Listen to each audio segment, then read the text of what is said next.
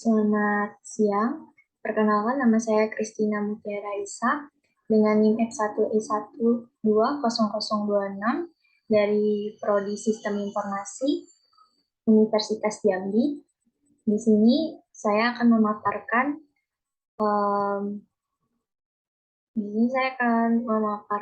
jurnal yang saya gunakan untuk pengambilan nilai ujian tengah semester mata kuliah Supply Chain Management. Judul jurnalnya Analisa Penerapan Elektronik Supply Chain Management pada PT Ropaca Karalmasi Abadi. Jurnal ini dibuat oleh Adrian G. Sangka dan Wilna Laura Sahitati. Dan demikian pemaparan jurnalnya. Jurnal ini terdiri dari pendahuluan, kemudian diikuti oleh metode penelitian, kemudian diikuti dengan hasil penelitian dan pembahasan. Kemudian yang paling terakhir kesimpulan dan saran disertai dengan daftar pustaka. Demikian pemaparan jurnal yang akan kami gunakan. Kemudian saya akan menjelaskan mengenai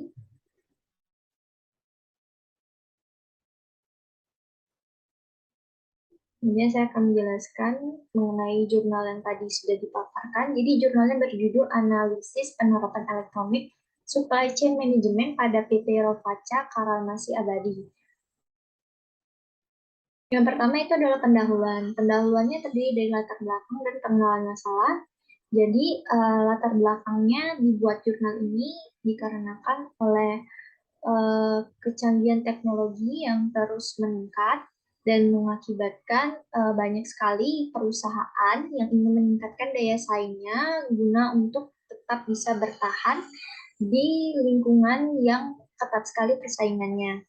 Nah, kemudian selain untuk meningkatkan daya saing, juga untuk mengurangi ongkos dan mendapatkan keuntungan yang sebanyak-banyaknya.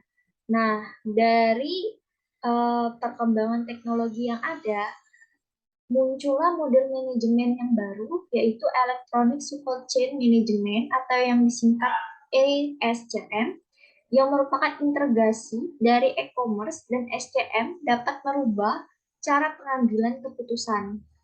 Yang kemudian kedua, di dalam pendahuluan ini dibahas mengenai pengenalan masalahnya.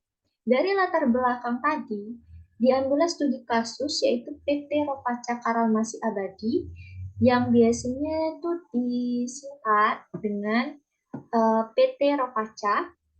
Nah, PT ini tuh salah satu pelaku importir untuk makanan anjing dan kucing. Nah, PT ini saat ini tuh belum memanfaatkan teknologi yang ada. Akibatnya itu kegiatan importir itu tidak berjalan lancar dan penyediaan barang itu terlambat. Nah, karena kesulitan melakukan pemesanan. Nah, pendistribusian dalam PT Ropaca ini mengirimkan barangnya ke Korea Selatan dan dia tuh langsung ke retailersnya. Jadi dia nggak ke PT Ropaca-nya dulu, jadi dia langsung aja ke pendistribusian ke cabang-cabang kecil dia. Hal itulah yang menyebabkan seringkali barang itu terlambat datang ke tangan para retailers ini. Kemudian di bagian kedua dibahas mengenai metode penelitian. Di dalam metode penelitiannya ada jenis penelitian, ESCM, Subject and Object Penelitian, sumber data, metode pengumpulan data, teknik analisis data, dan teknik pengujian validitas data. Yang pertama tuh jenis penelitiannya. Penelitian itu menggunakan metode kualitatif deskriptif, teknik pengumpulan data yang dilakukan secara gabungan atau trimulasi. Kemudian analisa datanya itu bersifat kualitatif dan hasil penelitiannya juga kualitatif.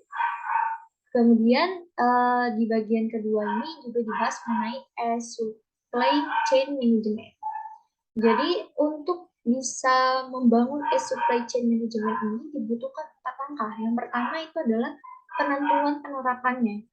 Nah, di sini pada langkah ini dijelaskan mengenai sebuah model SCM itu akan diterapkan dengan mempertimbangkan banyak faktor-faktor. Selain uh, mempertimbangkan faktor-faktor, SCM ini akan dibangun dengan satu tujuan. Jadi tujuan dibangun SCM ini apa? Lalu setelah menemukan tujuan, baru kita pertimbangkan faktor-faktornya. Langkah keduanya yaitu kita melihat konteks teknologinya, yaitu berhubungan dengan pengadaptasian atau pengadopsi teknologi di perusahaannya. Jadi uh, setelah kita tentukan tujuan SCM kita, faktor-faktor yang mempengaruhinya, kemudian kita mengembangkan teknologi apa yang akan kita pakai, dan caranya itu bagaimana, cara pemakaian teknologinya di perusahaan tersebut. Kemudian langkah ketiga yaitu konteks organisasi. Nah, di sini menjelaskan mengenai karakteristik organisasinya itu bagaimana, kemudian termasuk dari ukuran dan cakupan organisasinya, struktur organisasinya, dan kualitas sumber daya manusia. Bisa dibilang konteks organisasi ini lebih mengarah kepada uh, pegawai yang ada di dalam perusahaannya.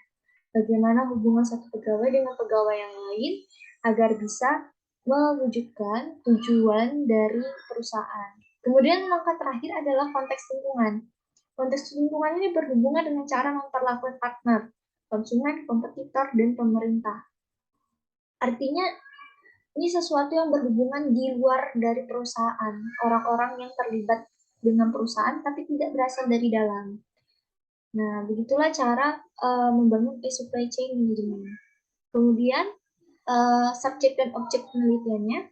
Subjeknya itu adalah PT Ropaca Karalmasi Abadi, cabang Surabaya. Kemudian objeknya ini adalah penerapan SCM-nya pada PT Ropaca ini. Ini sumber data. Sumber data ini diambil dari penelitian data kantor dan berita pada PT Ropaca yang kemudian akan digunakan sebagai sumber data sekunder untuk menunjang dan memperkuat data primer yang ada. Kemudian metode pengumpulan data ini dilakukan dengan dua cara. Pertama wawancara, kedua observasi. Wawancara dilakukan dengan direksi pada PT Ropaca Karalmasi Abadi, cabang Surabaya. Kemudian observasinya itu dilakukan dari tingkat kepercayaan, motif, perhatian, perilaku tak sadar, kebiasaan, dan lain sebagainya.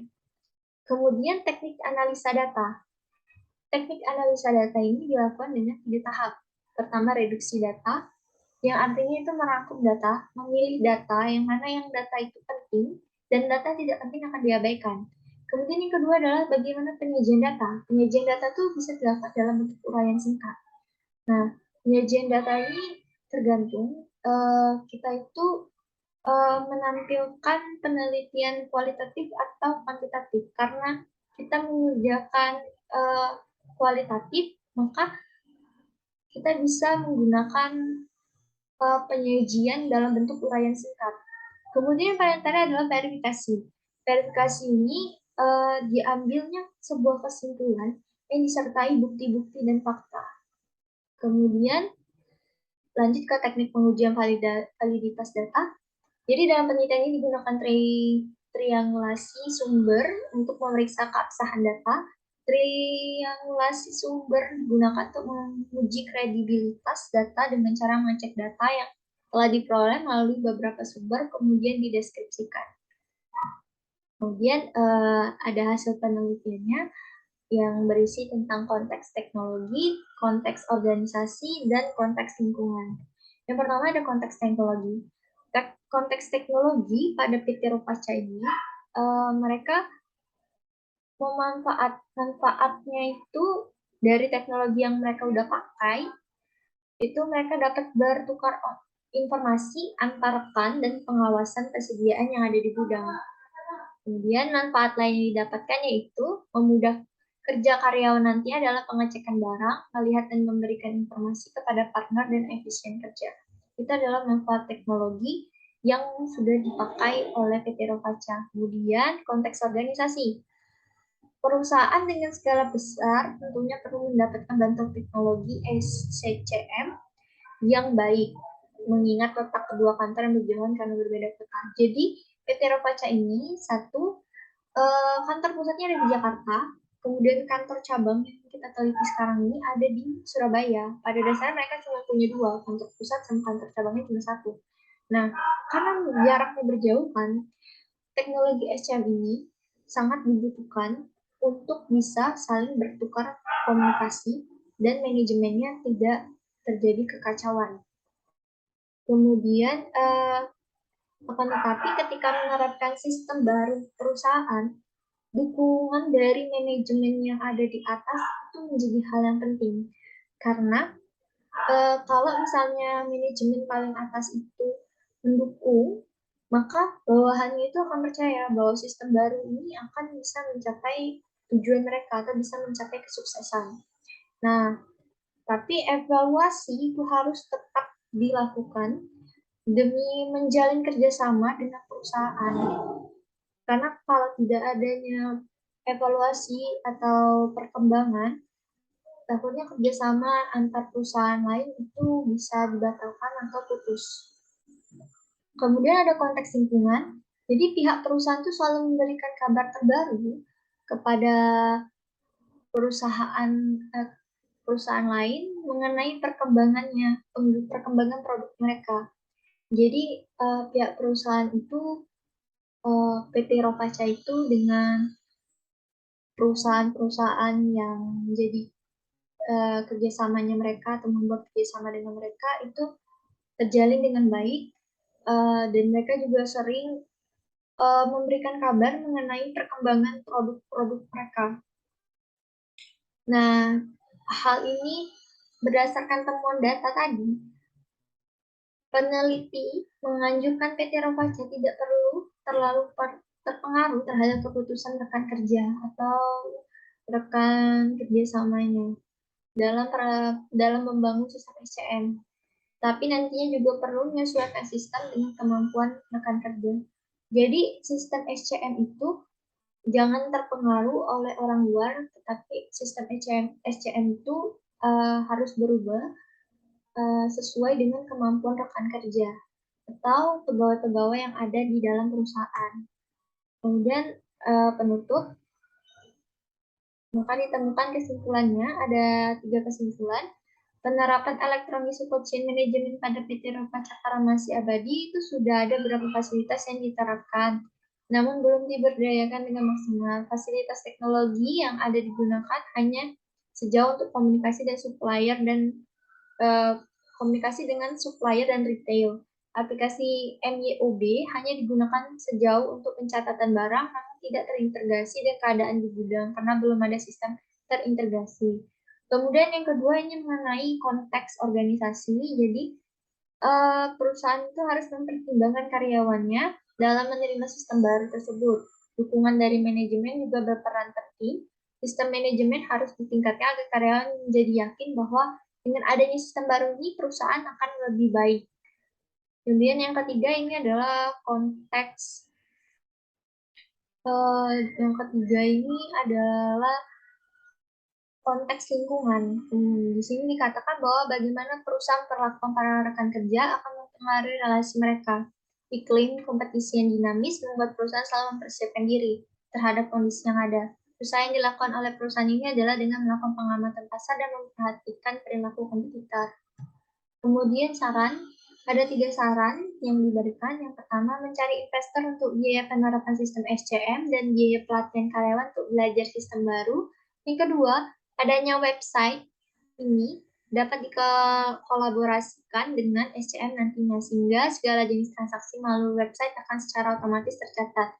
Kemudian yang paling terakhir, meningkatkan jumlah tenaga kerja yang profesional dalam bidang SCM, agar dapat memberikan kontribusi kepada perusahaan mengenai penerapan SCM.